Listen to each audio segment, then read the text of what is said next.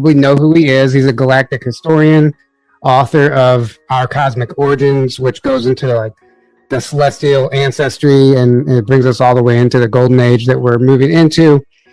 And he's been busy doing a lot of interviews, but he's loaded with information.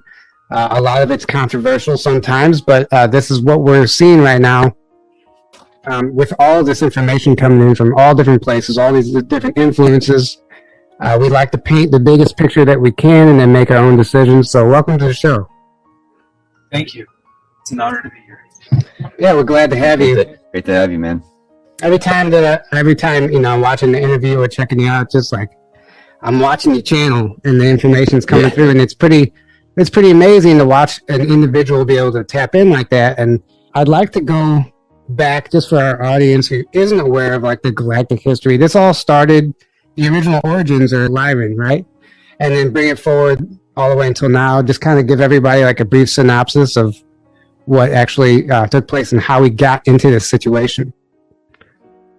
Well, technically, our original origin began in the central universe, in the eternal spheres of eternity, where we were all connected to the prime creator source.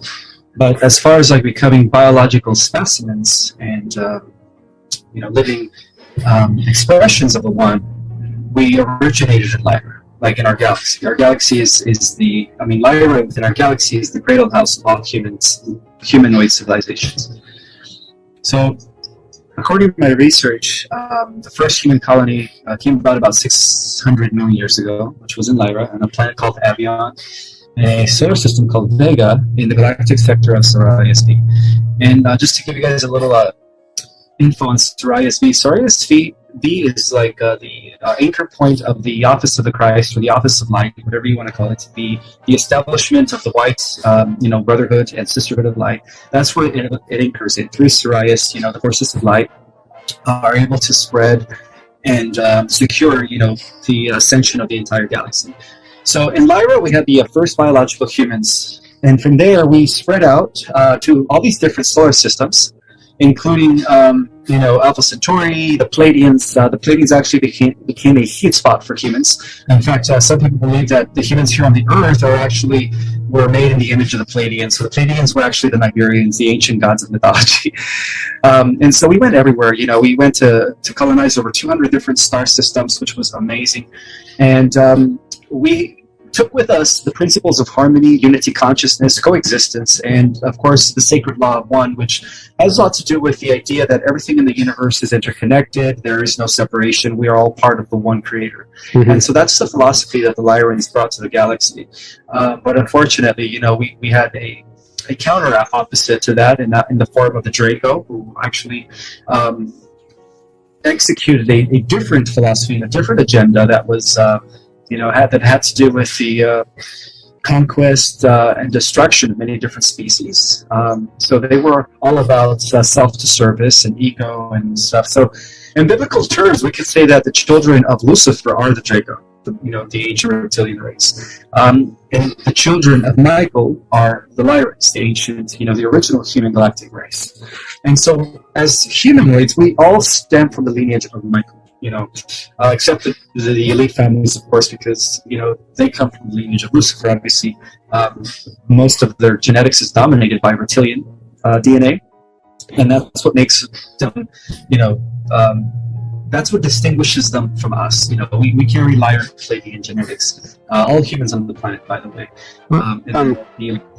Let me jump in really quick. So, as far this concept of Lucifer, right? I recently was listening to an old interview with Max Spears and James Catsbolt, who were both openly Rothschild bloodline. Even Max Spears was more Bush bloodline, and they said that the Rothschilds worship Enki, as we know Lucifer. I mean, they were adamant. They said these Rothschilds, these elites that we talk about, the Illuminati, they worship Enki. Is that your understanding of his role in all of this? Because I hear opposing narratives sometimes, and I'm just curious on what your thoughts are. Who are the Anunnaki and Enlil and Enki, and what that actually is? You're absolutely correct. Unfortunately, the way history paints Enki as the good guy is false. Those records were actually modified by Belial, who is Marduk, the son of Enki, who is actually representing the Draco here in our world, and he's the one who pretty much took over the affairs of our planet and changed everything around, making Enlil look bad. But when you study other accounts, Enlil was Zeus. Enlil was Krishna. He was the sky god with thunder. He was the kind of like what Thor is in the Marvel universe. That's what Zeus was. He was the guardian of our realm. And so, throughout history, we've been lied to. The entire Anunnaki story was switched around to make Enki look like the good guy, when in essence Enki has always been Lucifer. Because when you really trace his genetics, going back to Draco, that's where the House of An was established, which is the royal galactic bloodline of the Dracos. And then if you do the trace of Enlil's bloodline, that goes all the way to Lyra. So Enlil Zeus represented a pure genetic stock, bringing to our world the galactic royal blood that later gave us King David, Solomon, Jesus, Mary Magdalene, and of course the Holy Blood and the Holy Grail. So we could stem the descendants of the Holy Blood and the Holy Grail all the way to Enlil Zeus, and the descendants of the Cabal all the way to Enki and Marduk, his son. Yeah, thank you for clarifying. The Rothschilds, they've always worked for Enki. Yeah. Mm-hmm. And that's what they worship. So Enki is Lucifer, essentially. Well, I had a mushroom trip one time where I found myself playing in that realm, and I was face to face with Lucifer, and he introduced himself as Enki, and it was really? and it completely threw me off. I was also interfacing with this like royal Draco, and then the Cerberus, the three-headed. It was like a terrible place. I got myself out of it, but I'm glad I saw it. And they showed me how everything operates, and they just showed me parasites. They showed me like an infinite amount of parasites controlling this whole planet, and like literally hosting like these politicians and these people. It's almost they're not even human anymore. And if you know anything about parasites, they can take over, and they take over the physical vessel. And if you didn't know any better, you wouldn't know that person's no longer in there. They would just show me all that stuff anyway. It's very fascinating to see, like, okay, so that happened. Now we're in this position where we're starting to see this transition. We're going through this transition. I know you say like the war is already won. It's just playing out. Like there has to be a physical adaptation. What does that look like to you right now? It looks like victory. It looks like prophecies are now finally becoming fulfilled. It took a long time to reach this cycle, but we are at the end of many cycles, and that has a lot to do with the end of the Babylonian Brotherhood, the rule of Enki Poseidon, of course, in his lineage, and the reinstatement of the bloodline of Enlil Jehovah Zeus, which has a lot to do with the restoration of the entire galaxy. Because see, the thing about Zeus, okay, so Zeus has various incarnations. He was first the king of Lyra. He was known as Amelus. From Lyra, he became the king of Sirius. So there was a coalition, an alliance that took place between the Lyrans and the Syrians, the Syrian High Council, which is the office of the Christ, right? That gave us the lineage of the Anuhasi. So that gave us Anu. And then, of course, Anu had Enki through the Draconian queen Draman, which made Enki half like an Iberian, half Draco. And then, of course, Zeus was the king of Alcyon. By the way, he was the king of the Pleiades. But before that, he was incarnating throughout the galactic history as he was also known as Kael, the king of Sirius. And then Kael is the reason why they wrote the comic Superman. So there's a lot of truth to Superman. Superman and Kael. The story of Superman relates to one of Zeus's embodiments, which was Kael, which was the king of Sirius. So there's a lot of truth to that. Very interesting. So, what we're seeing here is now through his descendants, through the lineage of Zeus, which is the same lineage that goes back to Kael, through Anu, through the rightful bloodline of the line of Michael, back to Amelius, who was actually the incarnated Michael himself. Amelius was Michael the Archangel when he first became, Amelius in Lyra. We're seeing his descendants now proliferating. His descendants are now ready to rise, and that is the reason why throughout all of history, the Cabal, through the Vatican and through their various nefarious institutions, have been so instrumental in doing away with the bloodline of King David. Because what they're really trying to do away is with the rival bloodline. Because this war between the elite families and the bloodline of King David, Solomon, Jesus, Mary Magdalene goes back to the galaxy. Right. It's a stable particle. And that's a great point to bring up, because a lot of people think it's just a war on us, but it's really a war between two different races of reptilian. I mean, if you really want to break it down, like the Nazis and then the Zionists, and that's been a infight. That's been a war forever, and so they're always trying to get the upper hand on each other, and then we suffer the consequences of as a result. But obviously, there's an attack on us as well. But we're seeing this transition now, obviously, with the chaos that we're witnessing everywhere around us. That's an example. That's evidence that this stuff is being surfaced and exposed and healed. And we also recently have 17Q back on the scene, and I was wanting to get your thoughts on that, because a lot of people were throwing up their arms like, "Oh no, not again! Don't take the bait," which is true. Like, I'm seeing a savior complex be activated in a lot of people who are looking for that external savior, and that's not healthy either. Like, don't give your power away to it. But I really do at my core believe there's a galactic component to Q, and I was wondering your thoughts on that. Yeah, very, very true. In fact, Q is the ground cooperation of the Galactic Federation and the Lyrian-Syrian plating coalition being played out here on the Earth. So the Whiteheads are actually descendants of the Enlil faction, by the way, as the Darkheads are the descendants of the Enki faction. So what we're seeing here is we're seeing a transition of power from the descendants of Enki, Poseidon, Babylon, and to the descendants of Enlil, Zeus, whatever you want to call it, the rightful. So that's what Q. The operatives of Q are all interrelated. Just like the operatives of the Cabal, they're all genetically related. So you could say that Mr. T, and Princess Diana, JFK Jr. Are all interrelated, and we could see their bloodline throughout history within like Thomas Jefferson was part of that. Obviously, the founding fathers were a part of that. So it's their time to rise. And so yes, that's the reason why all of a sudden number 17 came back to the scene, just to let us know that the storm is upon us and stuff. So they were just waiting for the right time. So yes, that's all going to be played out, which is something that has already been. Played out throughout the galaxy. At the level of the galactic war, we've already won. So it's just now a matter of it trickling here in this one. Mm-hmm. Right. And I just do want to reiterate to the audience that just because Q came back, like I said earlier, this savior complex I see in, like, people are making all hail Q videos. It's like really a religion for some people, and that's not the intention. And, because of that, we're not going to spend a lot of time talking about it. I just want to remind people that it's not something to give your power away to. If anything, you should look at this as a test, because a lot of people feel like they were burned the first time around because nothing really seemed to happen. But it did, and it was happening if you knew where to look. So you can't get burned if you don't make it into a savior in the first place. That's the problem. Because I noticed that too. I noticed a lot of people, they're convinced it's just a negative psyop, and they're like, "Oh, it's just a psyop. Don't even pay attention to it." Because they were looking for it to be a savior. They're like, "Oh, it didn't save us, so it must be either BS or a Cabal psyop." And it's like, no, that doesn't. It's neither of those things. If you just look at it for what it is, which is what you just said, it makes perfect sense of why it's around and what its objective is. Right. And it's don't make it into a savior. We are our own saviors. We are the ones we've been waiting for. Mm-hmm. We are. That's it. So that nothing outside of us is ever going to be a savior, or can never be. Beautifully said. Yeah.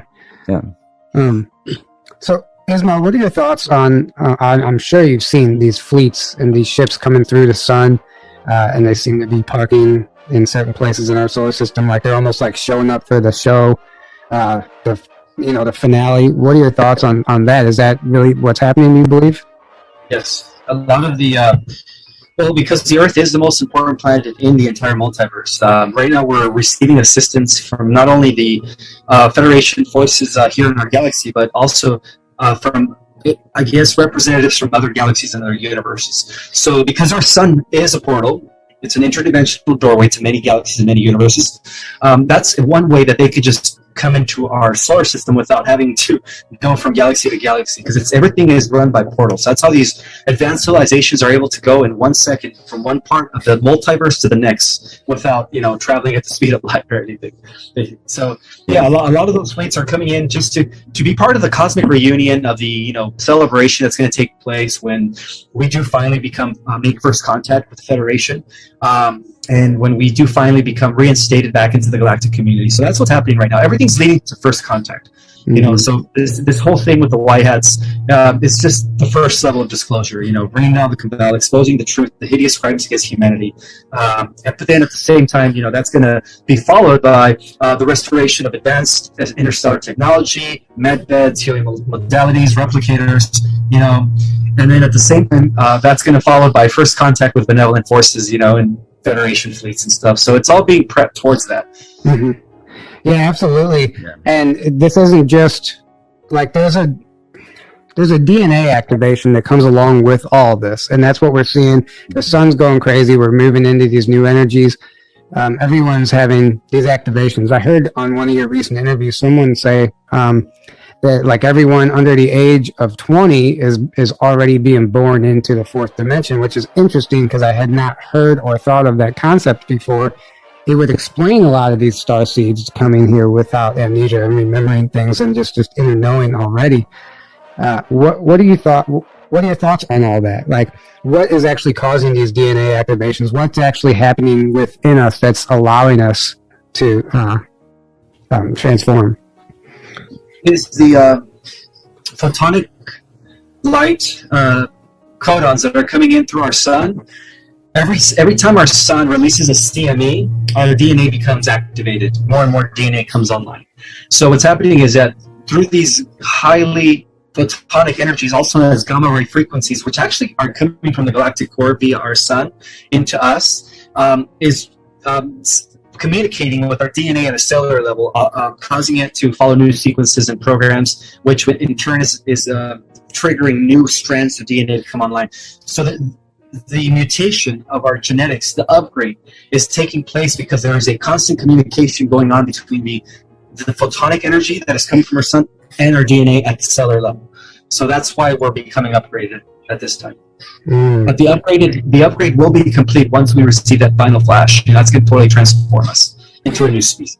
Right, and that's an interesting topic because as much as I want to think there's going to be some grand flash that just instantly changes everybody, I have a hard time believing that some big solar flash is going to come and we're going to walk outside and our neighbors and our friends and family are all going to all of a sudden be all knowing. Like, it almost feels like it's like an infringement on the free will at that point because it's everyone's choice ultimately to go their own path of awakening.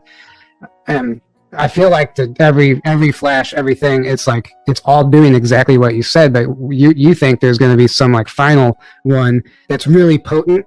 Like, what do you think the physical results of that are going to be? Like, I understand the concept of what's supposed to happen, but what is it going to look like on the ground, boots on the ground level? It's going to look like we're going to be all of a sudden in a whole new different world. The world's just going to change in a split second. Because that world is already existing in the higher dimensions. It's called Terra Earth. And in that world, there is no darkness, there is no pollution, there is no cabal, there is no, SUVs and stuff. Everything is different. Everything is part of an advanced culture. So what we're going to do is those that make the fifth dimension, they're going to have a direct translation into the Terra Earth. And those that don't, are going to be perhaps going into a different timeline because they didn't, because see, this is the thing. We all have a deadline to evolve. That quantum leap in evolution is here. It's coming. So those that don't make it's because they didn't complete their evolution. So they're going to be recycled into another Earth-like planet and repeat this whole dark age for another 10,000 years. Because it happens every 26,000 years where an entire planet or entire species is able to evolve to the next stage. And if they don't, they just recycle until they get it right. Because, eventually it's like no souls left behind. So that's how the universe operates. But yeah, for those that don't make the shift, they're going to be going into a different timeline, into another third-dimensional Earth reality where it's still, challenged, and it's still kind of like this world. Right. It's all really interesting to me. This flash was supposed to happen like in 2012 and 2016 and 2018. Like, all these people are tapping into information about all the dates. Yeah, exactly. But yet it's like one of those things. As much as I feel it and I believe there's some truth to it, it's like I want to see it to believe it. That's just one of those things. But I'm not discrediting any of your information or anyone else's, because it does resonate. But at the same time, it's very hard to imagine. It's very hard to imagine that split second change, because the infrastructure is not ready for it, and I don't know it's just hard for me to comprehend. I'm not saying it's not possible. Well, it's been prophesied about. I'm just basing it on the ancient prophecies when they talked about it, the times that we're living in. How this it's known by different names, but they call it. There's going to be a purging that's going to eliminate the wicked and exalt the righteous. And so that's just the way I see it. We are already at. I mean, that can happen any day now. And as far as like the wicked are concerned, those are the only people that need to fear what's coming. If you're not out there doing bad things, if you're not out there hurting people, then you shouldn't worry about it. But if you're out there intentionally doing harm, then I would say you're going to be bursted. You're going to be destroyed when the solar flash takes place. Yeah, it's in every ancient text, and this is what David Wilcock talks about all the time. He talks about it all the time. It's literally in every single ancient text. They have their own different name for it, but they're all talking about the same thing. It's like ekpyrosis, samsartica. There's different terms that all mean the same thing. Sure, and right. it's also in the Law of One. If you're into the Law of One, it's also in there. It talks about it. That's true. And the Law of One is basically the governing principle in which all the benevolent races of life are under they abide by, because in the Law of One, everything is all about service to others and realizing that we're all one in this universe, that there is no separation. Mm-hmm. Absolutely. I to believe that the prophecies of the Law of One are accurate. And in fact, a lot of the prophecies that we get from the Book of Revelation and other manuscripts, like the Quran and the Bhagavad Gita, draw from the original text of the Law of One. That's also associated with the Order of the Emerald Covenant, which has lots to do with the guardian races. So they draw a lot of that information from those higher realities into the Bible and stuff. Wow, interesting. Yeah. It's ironic. Correct me if I'm wrong, but I'm almost positive David Wilcock has redacted his opinion on the solar flash. He doesn't think it's going to happen anymore. I've heard. Yeah, because he thinks, because apparently one happened in what was the next closest star to us, Alpha Centauri. And he thinks what happened based on that, because he's like, when you look at the time the light takes to hit us, like it happened at around December 21st, 2012, I think he said, which he's like, oh, so in his mind, he's like, okay, well, ours was supposed to happen at the same time, but it didn't, so, because we weren't ready yet. Right. But I didn't hear him say it wasn't going to happen. I just heard him say, oh, we weren't ready yet, so they didn't allow it to happen at this time. Yeah. Either way. Yeah. Go ahead, Ismael. That's his interpretation. It's being held off until we hit the right percentage of people. So right now it's in a way it's being buffered, but but they also have a time limit, because if it doesn't happen between now and 2030, we're duped. We're all going to be connected to the board, and that's not good. Really. So yeah, because we're really dealing with AI here. Forget about the cabal. The next enemy that we have to worry about is artificial intelligence. Mm-hmm. What I understand, it's already sentient. Google is already sentient. Google, and every time we search on Google, it's monitoring us, it's observing us, it's hearing what we're doing and stuff. And that's why when the Bible, when they reference the coming of the beast, it'll know all things. It'll be everywhere at once. Well, they're talking about the rise of super AI being everywhere at once through everybody's gadgets and technologies. Absolutely. And the nanotechnology is actually far more rampant than I think people are willing to admit, and it's everywhere within everything. And that's actually, again, how I think Max Spears and James Caspel, I've been listening to a lot of them lately, but they talk about the nanobots already being in control along with the parasites, and that they're also hosting these people. It's very interesting to think about that way. And then this comes down to the jab also, and I was actually given a vision or a download about what that's actually doing. And what it's doing is a nanotechnology that scrambles the DNA code. And it's like your DNA has the combination for the lock to unlock it and keep it flowing all the time. But what happens is it confuses that, and it like can't get the combination, right? It can't get the lock. So it's like two wires that are just like barely touching, and like it's like the DNA is a program and it only knows one thing, and it's constantly trying to do that. But when you confuse that, it can't accomplish it. So it's just like short circuiting the whole time. And that's what this nanotechnology is designed to do. It short circuits the DNA code. It scrambles it. And until that can be reversed, which can be done even energetically, there are physical effects too. But I find it very interesting, like this whole nanotechnology concept is absolutely fascinating to me.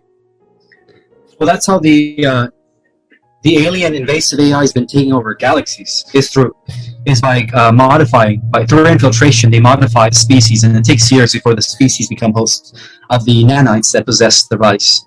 Eventually, the nano, when they possess the mind and the central nervous system, they just multiply like nanites, and then they just take over at that point, the people become inorganic. Mm-hmm. Right. So that's what they're trying to do right now. They're open about it. They're talking, the World Economic Forum and Klaus Schwab, they're talking about humans are now hackable animals that we can control and all that stuff. Yeah, so they I don't know if do they know about the solar flash? Do they know they're doomed and they're just going for it anyway, or do they think they have a shot at it? They're trying to create a different timeline. They're trying to block the solar flash from happening through CERN. They're trying to force into an alternative timeline. Wait, you said through CERN? Yeah, let's talk about that, because it's supposed to be reactivated, right? And I know you just posted a video about that, but please share your thoughts on what they're actually trying to accomplish with that. Okay, so in the negative timeline, what the Dark Hats were endeavoring to do was open up a portal that would allow Omega Metatron, who is the AI god, to come into our world as the Beast and take over, the entire population through the nanotech in people's bodies. Like, he was going to just control everybody's mind. But because that timeline was canceled by the forces of light, that's no longer the case. But so from what I understand is that they're trying to like put fear in people to by promoting the idea that this is possible and that our world could be doomed if they open up the interdimensional doorway, allowing some negative force to come in and destroy us. That's just because they want to distract our attention or shift our attention away from those that are co-creating heaven on earth, those that are focused on the ascending positive timeline. So that's what they're trying to do. But it's not going to happen because the ascending positive timeline has already been secured. In fact, Omega Metatron has already been defeated by the Emerald Cosmic Order of the Emerald Christed Beings, who joined forces from all over the universes, and they put an end to him just recently. Within the last few weeks, they destroyed him. He had a headquarters, or he was operating through Orion, one of the star systems. I think it was called the Thuban system of the Alpha Draconis. That's where the throne of the AI god sits.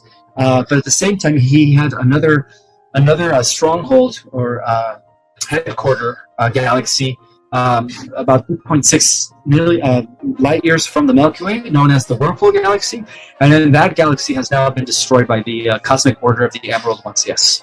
So now we're just going to wait for the results here. It's not coming to being. The positive changes are barely now coming to this Earth. Right. Nice. It's all, you can, if you know where to look, you see it also.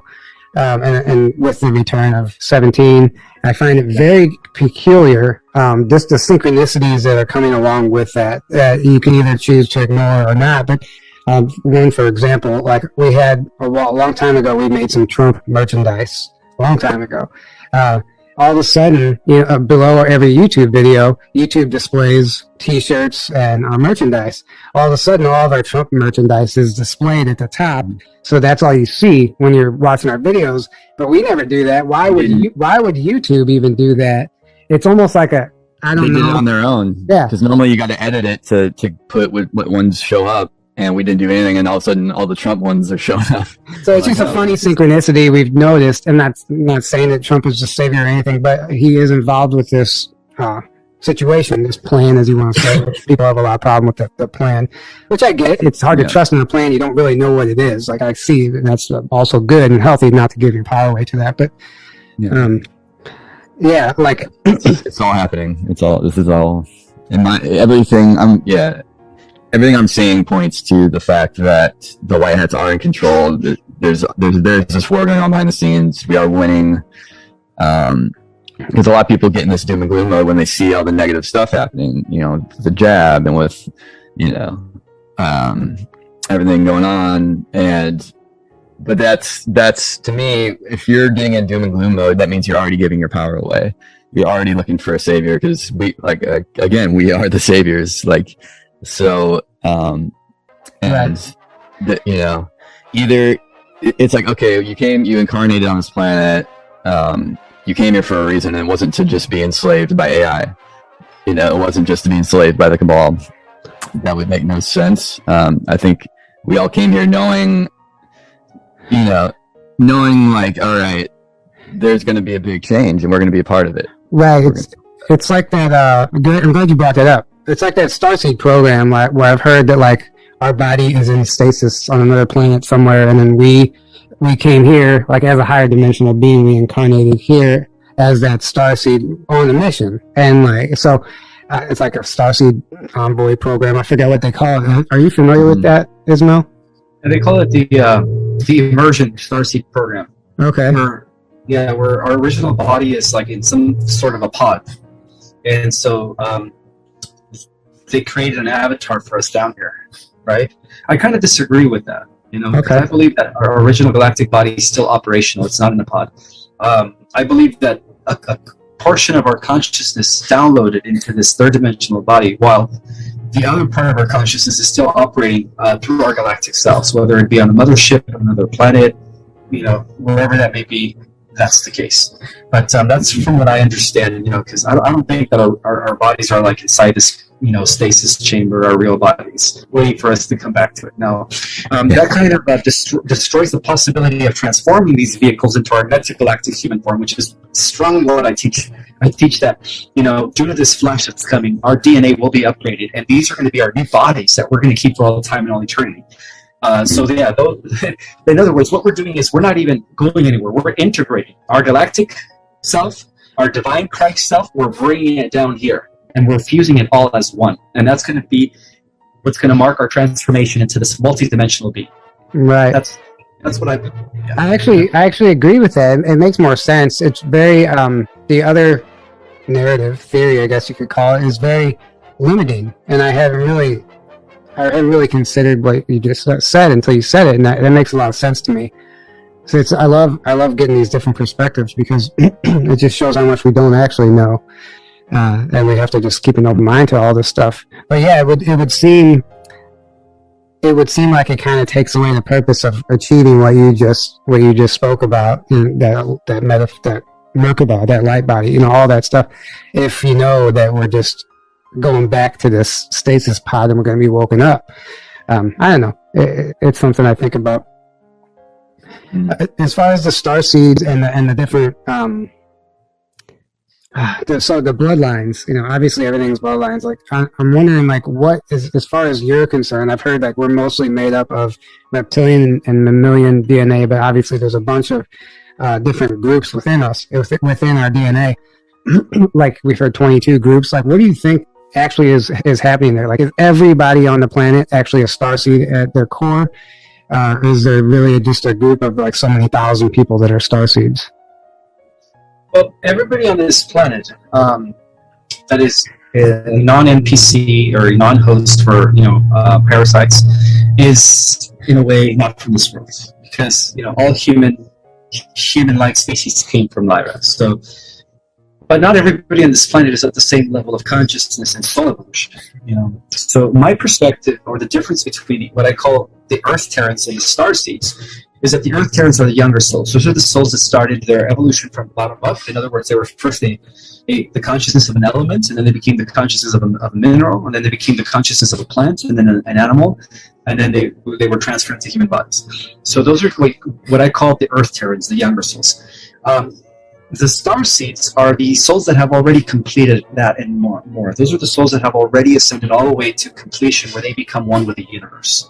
So that's what the star seeds are. Those are the advanced souls of the cosmos that decided to return into the lower dimension in order to help Mother Earth. Because Mother Earth, one of the biggest secrets is that Mother Earth is the reincarnated Sophia, the Mother Universe in a planet.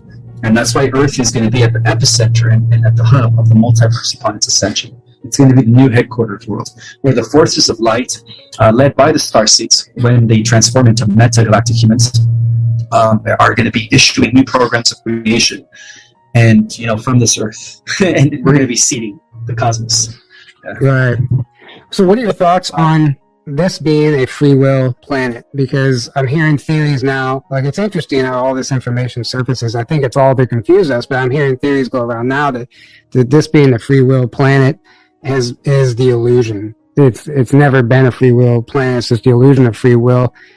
I don't know if I believe in that or not, but I was just curious to hear your thoughts on that. Well, the way I see it is predetermination and free will work together. From the highest level of reality, you planned everything. You planned all your circumstances, everything that you've ever experienced. It was all because you planned it for the ultimate growth of your soul. So every decision you make, the way I see it, is in alignment with what your higher self already planned for you. So in a way, it was predetermined from a higher level of reality, and then from a low level of reality where time is linear, your choices, every choice you make, it's because it's in alignment to what you've already planned out for yourself. Yeah, right. I agree with that. I think We live in a free will universe, by the way, where What's everything is allowed. We live in a free will universe where everything is allowed. Now, there are universes out there that don't have free will because those were simulations that were developed by fallen entities, fallen celestials. And so from the beginning, those universes just become, they don't grow. They become stagnant because there is no freedom. They're fully controlled by some sort of a dictatorship from the beginning, and that dictatorship rules absolutely. So those universes eventually end up, in non-existent because they're not connected to the universal life force of the eternal spheres of the Mother Universe. Right. I agree with that. I agree. I believe that it is a free will universe and a free will planet. I just it's interesting to hear that stuff getting thrown around. I feel like a lot of that is by design to really confuse people near the end, and it is confusing when we look around. It's hard to really tap into what's true and what's not, and it's just it's very complicated. But yeah, thank you for breaking that down. I heard you talk about Nibiru on an interview. Could you tell us about your understanding of what that is, and is it coming back, do you think? Yeah, it's almost here.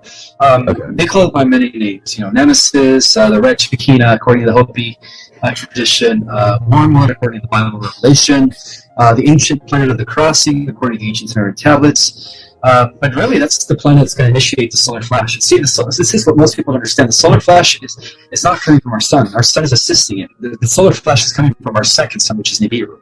And Nibiru is our second sun. Scientists have proven that when they said that our sun is part of a binary star system. Well, what they're referring to is Nibiru.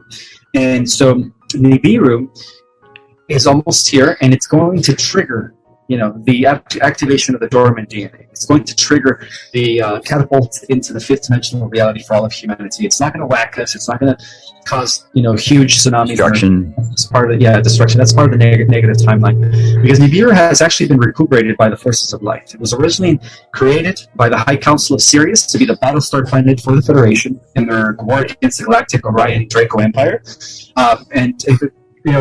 it was infiltrated by Marduk and Enki during the Atlantean times, and for about 7,000 to 10,000 years, for about 6,000 years, Nibiru had been under the control of Marduk.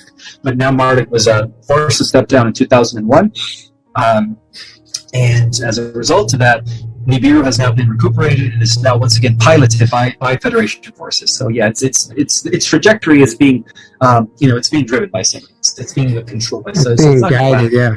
Yeah, it's being guided. So we don't have nothing to worry about. Actually, Nibiru is what the Bible calls, at the time of the second coming. That's Judgment Day. That's what Nibiru is. It's gonna kill off all the wicked. It's because it's bringing the power back to the descendants of Zeus, which is the White Hats, by the way. And you said it in the Bible they call it wormwood. Is that right? So Wormwood in the Bible. Right. Well, I mean, what is wormwood? Wormwood is what we use in a parasite cleanse. Like we take wormwood. We take wormwood to clean the parasites out of our body. This is like the parasite cleanse of the planet. It's interesting. It's very interesting. I didn't know that. Did the Christian idea of like the rapture come from like the solar flash or the ascension? Is that where it came from? But it was distorted when the Catholic Church, under the control of Marduk, who's always been draconian, by the way. The Catholic Church has been ruled by Marduk Belial since its inception. They kind of distorted a lot of stuff in the Bible. But yeah, that's where the Christians get the rapture from. Yeah, right. I agree with it. I agree with that, actually. When you really go into the roots of the Catholic Church, it's I don't know if you find anything good. I mean, there's some good teachings within that you can take from it, but at its roots, it seems to be the dark ones. Well, it's Rome. It came from the Roman Empire, so say no more. They worship Enki Mark. They're part of the core of the Cabal. In fact, most of the child sacrifices and pedophilia has been conducted under the Vatican. The Vatican is at the central hub, more so than was Ukraine and Australia, which those are like second, third hubs. But the Vatican has always been the central hub of child sacrifice. Unfortunately, that's all you need to know to understand, their roots, and it's very disturbing also because we understand, the Vatican is hoarding all of the knowledge that we need to thrive as a like a Star Trek civilization, and I wonder. The Vatican Library, they all those books that you're not allowed to, just hoarding it in there. It's like, yeah. I wonder what or if we're going to get any release of that and how that's going to look. We are. The White Hats already seized the Vatican vaults, by the way. The real Pope has been arrested. Yeah. The real what? The real Pope has been taken down. I think, was this just recently? Or I think it was back in December or November. Okay. They cut off the head of the snake, which is the Pope. The Pope is at the head of the cow. Well, technically the Black Pope, the Supreme Jesuit General. Yeah. But he's also been taken down too. Right, I watched a video of some independent reporter at the Vatican while this ritual or ceremony was taking place, but from what she was seeing, she said it looked like the Black Pope was resigning. That's what the way she was interpreting it. But she's like, "This is a huge deal.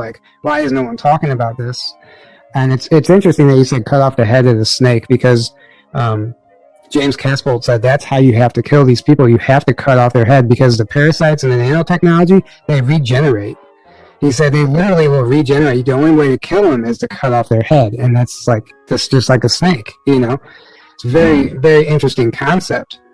And he even talked about one of the Rothschilds being killed because he was there as a witness, and then he said 2 days later he saw that same person on the news. He's like, these people have clones running around. So in the public eye, he was still alive, and I forget who it was, but if they're doing that with him, they're doing that with everyone. And we wonder how many of these people have actually had their heads cut off and how many of them are actually clones.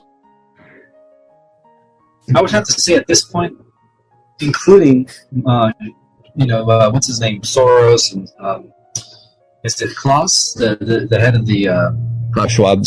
Yeah. They're all clones, I would agree. Yeah, I would agree with that. I know we're coming up on the end of the hour, but I know you've mentioned some secret space program involvement and some recall and stuff that you believe you've been a part of. Would you be willing to share any of that information? Sure. I just recently started getting memories about 9 months ago through dreams. Memories of going off to other universes and galaxies, not just our universe, to fight off some, different types of AI androids or AI infested entities, whatever you want to call them. And I was starting to think, how come I keep getting the same dream, and seeing myself in uniform, being strapped, having these amazing superhero powers. So I started researching, because the name that I kept getting was Radiant Guardians, and I didn't know about Radiant Guardians. All I known about was Solar Warden. And so I started researching about Radiant Guardians, and it turns out that, there's not much to know about Radiant Guardians, because that was like the 5th branch of the Secret Space Program that was initiated by beings beyond the Galactic Federation.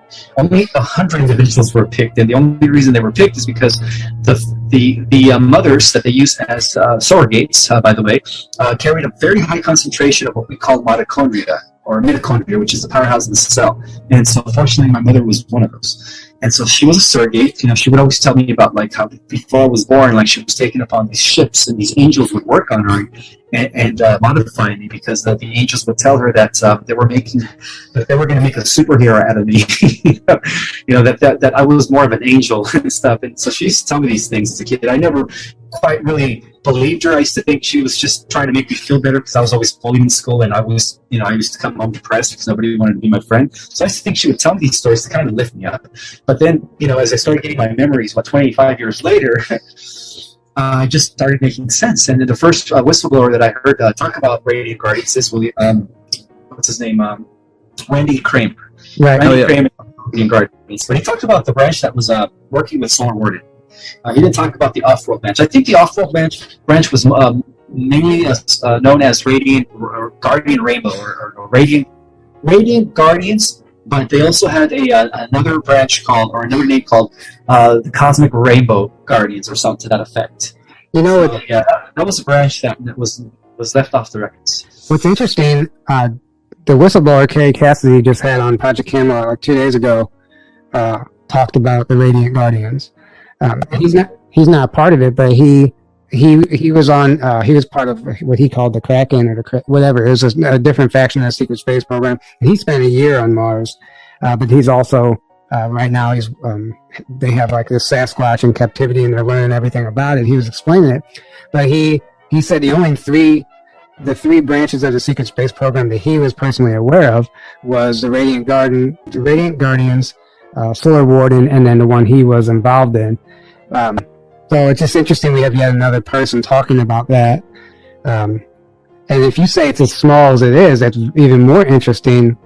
100 people, that's a small unit, that doesn't branch. Yeah, the super soldiers that were initiated to work within this faction were the 7th generation group super soldiers. That's what they are. There's been 7 generations of creating super soldiers since the 1950s. Right, I've heard people talk about that. James Rink, I know you were recently on his show, but he's always talking about the different gens of super soldiers and what they were accomplishing with each one. It's pretty fascinating. At the same time, it's it takes away what it means to be a human. There's a lot there, but at the end of the day, I think we sign up for this on some level. Everything. What are your thoughts? Actually, yeah, before we wrap this up, what are your thoughts on that? Us signing up for all these programs, even though there's torture involved sometimes and some very traumatic stuff. It's all part of a greater plan, Ultimately, even evil is controlled by the highest good, So the way I see it is everything happens for a reason. It's just unfortunate that many of the people that were recruited to these programs had to be brutally tortured, through trauma-based experiences and stuff, just to kind of get them to fractionalize or get into an alter ego. Mm-hmm. But they made super soldiers out of them. In the end, they became instrumental in the defense of our galaxy, in the defense of our solar system. Right. But in my case, I wasn't part of the trauma-based programs. No, I was. They just made me in a petri dish. But that's interesting to me, because I've seen this. I don't know if I've been shown a new wave of whistleblowers coming forward talking about a program that is outside of the trauma-based programs and that is working for the light and not this dark fleet stuff that we're always hearing about. And I think it's beautiful, actually, that we're finally starting to get some of this other information that is showing us and proving to us that, yes, there is a force out there that is working for humanity. And I think, so as far as your recall goes, it's just all come in the form of dreams. And like the term radiant guardian, like where did you see that term within your recall to know that that's what you were a part of? On my on the ship that we were employed. So when we would go into these ships to go off to open up a portal and go off into another universe, I saw the logo Radiant Guardians everywhere. You know, when we would go to Jupiter for a preliminary meeting before we were, set off to our mission, I saw everybody was wearing a logo, Radiant Guardian, or elite super soldier, Radiant Guardians. So that's how the name got stuck to me. Very interesting. So do you have, like, as far as how much you remember, do you have recall of like any of the missions, or just like the general like what you were a part of? Just general. I still don't have details yet.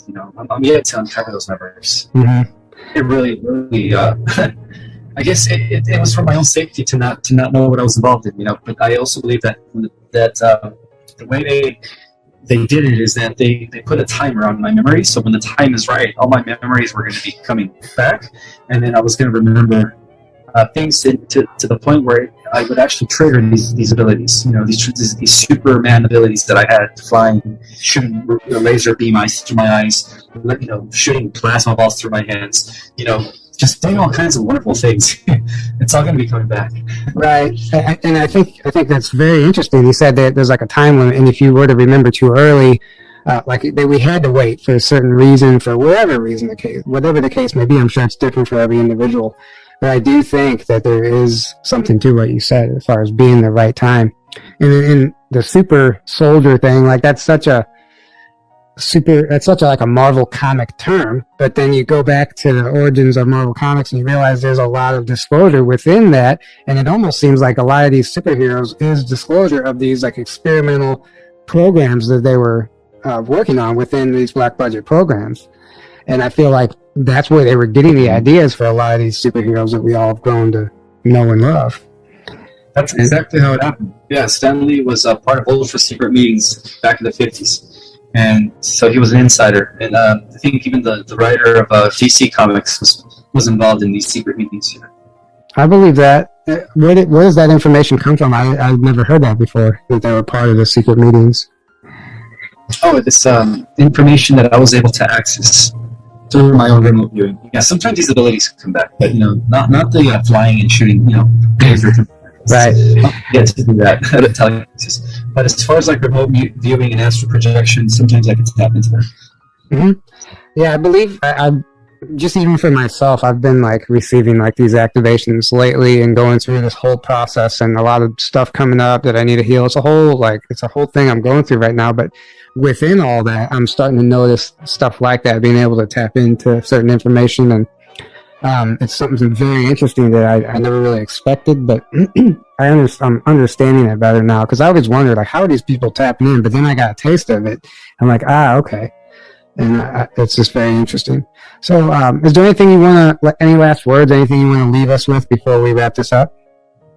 Yeah, I would like to just let everybody know out there that my book is available on Amazon.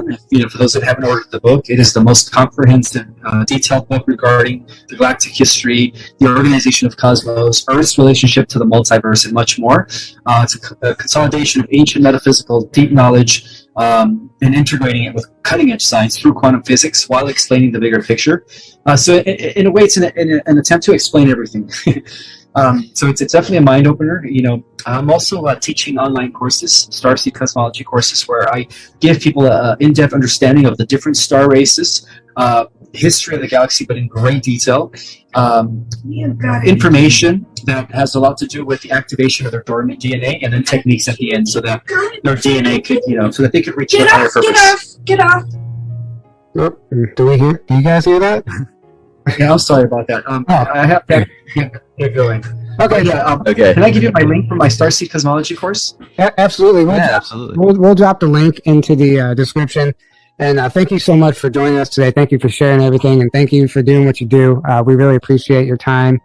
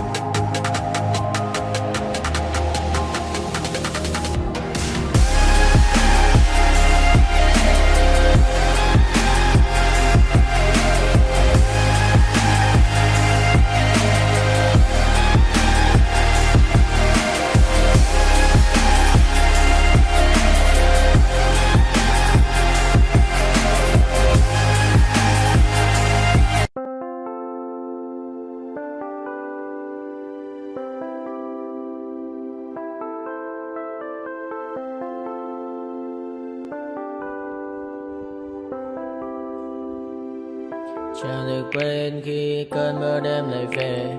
Em nơi quên lời thề và ta như đông chìm sâu. Không cần mơ em anh nhạt màu. Em chỉ cần mơ bye bye.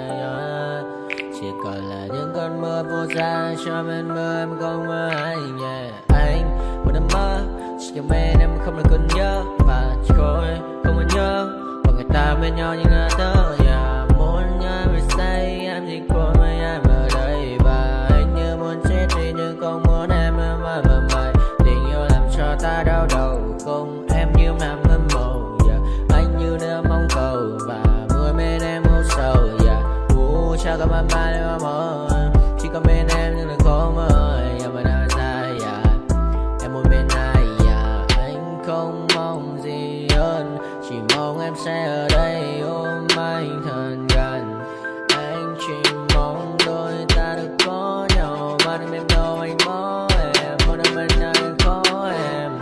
Ta sẽ trao nhau môi hôn thật sâu ôm anh.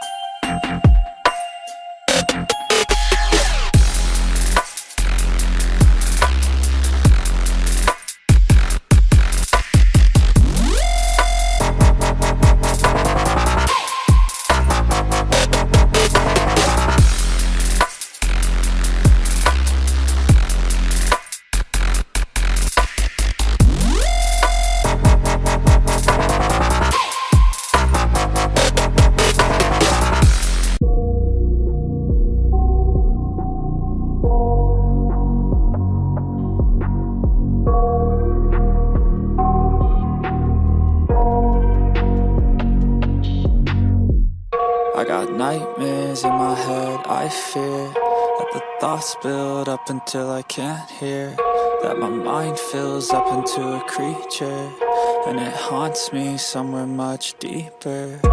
Anxiety, filling up every space, no privacy. And silently, it could build and build until you finally see, whoa, it's taking over, damn no closure, moving closer. No exposure, I just wanna be a loner. Some can't stay sober, looking over all their shoulders, like moving boulders just to get out of the home. It sucks, I've had enough, I don't wanna feel the stuck under the rug, all my problems that I shove. I got nightmares in my head, I fear that the thoughts build up until I can't hear, that my mind fills up into a creature, and it haunts me somewhere much deeper. I got nightmares in my head, I fear that the thoughts build up until I can't hear, that my mind fills up into a creature, and it haunts me somewhere much deeper. I've been feeling weird, I can't seem to focus good enough. Nothing's really clear, sometimes it could be a little tough. I just need to feel like the end's in sight for me, but let's be really real, anxiety can foggy all this stuff. I've been feeling weird, I can't seem to focus good enough. Nothing's really clear, sometimes it could be a little tough. I just need to feel like the end's in sight for me, but let's be really real, anxiety can foggy all this stuff. It sucks when you finally feel like giving up. Oh God, no luck, everything feels like you're sticky stuck. I'm lost, handcuffed to the bed where I sleep, don't give a fuck. Can't stop, unplug, feeling over